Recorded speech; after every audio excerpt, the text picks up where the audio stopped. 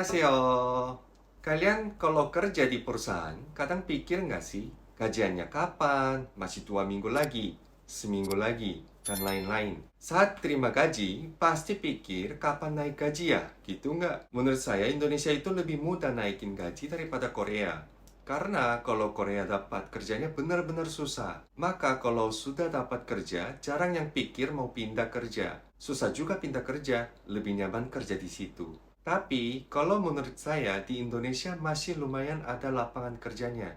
Jadi, kalau kamu usahakan lebih keras dan niat kerja, kamu pasti bisa dapat kerjaan cocok dengan kamu. Waktu pertama masuk kerja, harus benar-benar bagus untuk negosiasi gajinya. Karena mulai nego gaji itu sangat penting.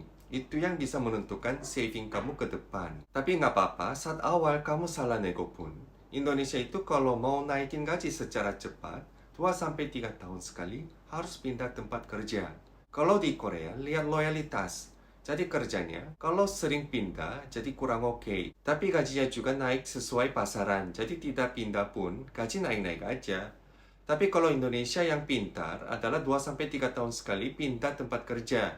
Jadi kalau sudah pindah atau baru masuk kerja, kamu secepat mungkin dapat ilmu dan cara kerja di perusahaan tersebut dalam 2-3 tahun. Bisa juga kalau dapat ilmunya, kalau nggak cukup, bisa lebih lama daripada 3 tahun. Maksudnya belajar yang baik di perusahaan sekarang. Tapi sambil kerja, sambil belajar, dan rasa mulai cukup, harus aktif untuk pindah kerja. Cari lowongan baru untuk menambahkan pengalaman baru sekalian. Kalau tidak lamar dan tidak ada usaha untuk cari kerja baru, kamu tidak akan tahu kamu value-nya seberapa. Sedangkan di Indonesia, kalau pindah tempat kerja, biasanya naikin gaji 20-30%. Bahkan saya pernah lihat ada yang naikin 100%. Artinya Indonesia sangat aktif untuk rekrut. Dan kalau kamu diam di satu perusahaan, tidak akan dapat kesempatan tersebut. Hanya dapat kenaikan gaji sesuai peraturan perusahaan.